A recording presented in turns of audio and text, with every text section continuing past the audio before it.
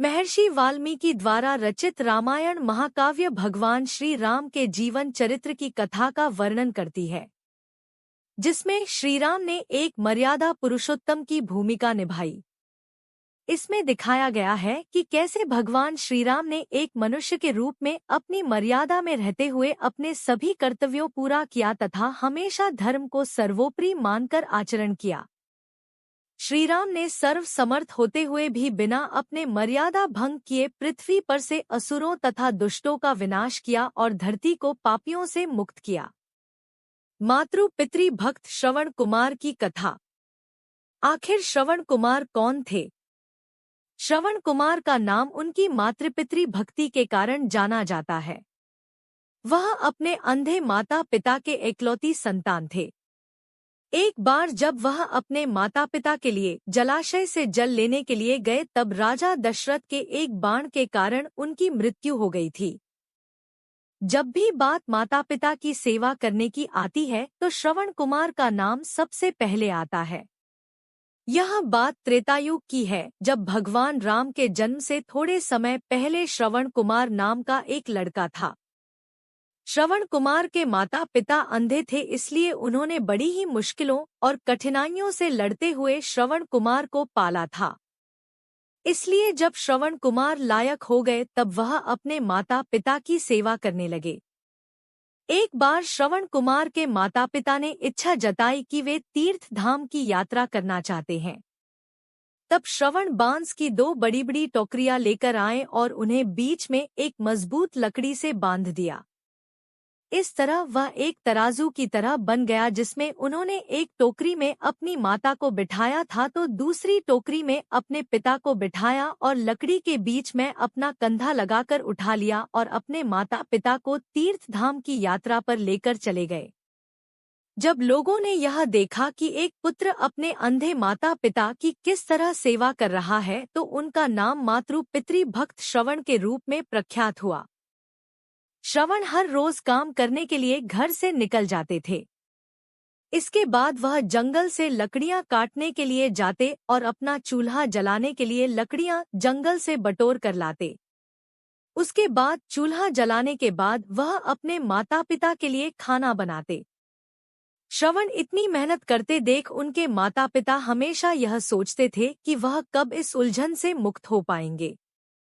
श्रवण की माता घर के काम करने के लिए श्रवण को मना करती, लेकिन फिर भी श्रवण कुमार अपना कर्तव्य मानकर घर और बाहर का हर काम स्वयं करते थे। श्रवण कुमार की मृत्यु कैसे हुई थी?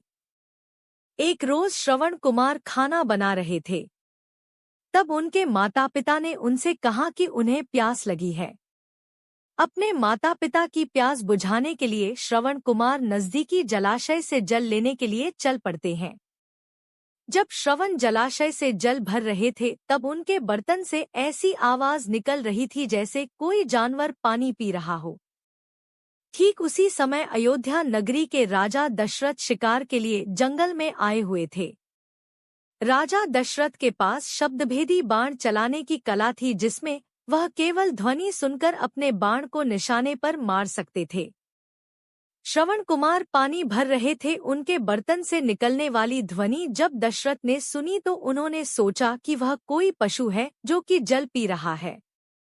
यही सोचकर राजा दशरथ ने उस ध्वनि की तरफ अपना बाण छोड़ दिया।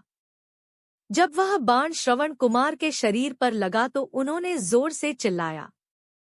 श्रवण कुमार के चिल्लाने की आवाज सुनकर राजा दशरथ को आभास हुआ कि उन्होंने किसी मनुष्य पर बाण चला दिया है। अपने घोड़े से उतरकर राजा दशरथ तुरंत उस जगह पर पहुंचते हैं जहां पर श्रवण घायल अवस्था में पड़े थे। राजा दशरथ को अपने किए पर ग्लानि महसूस होती है और वह मन ही मन बहुत दुखी होते हैं और श्रवण कुमार से क्षमा मांगने लगते हैं। श्रवण कुमार उन्हें धीरज बंधाते हुए कहता है कि महात्मा, आप जो भी हो, मेरा केवल इतना काम कर दीजिए। मेरे माता पिता अंधे हैं तथा वह नजदीकी कुटिया में मेरी प्रतीक्षा कर रहे होंगे। आप यह जल ले जाइए और उनको पिला दीजिए। यह कहकर श्रवण अपने प्राण त्याग देते हैं। दशरथ को मिला था पुत्र वियोग का श्राप। अपना मुख शर्म से नीचा करके राजा दशरथ श्रवण कुमार से वह जल का पात्र लेकर उसके माता पिता के पास पहुँचते हैं। वहां पहुंचकर जब राजा दशरथ उन्हें जल पीने के लिए कहते हैं, तब वह दोनों उनसे पूछते हैं कि उनका बेटा श्रवण कहाँ है।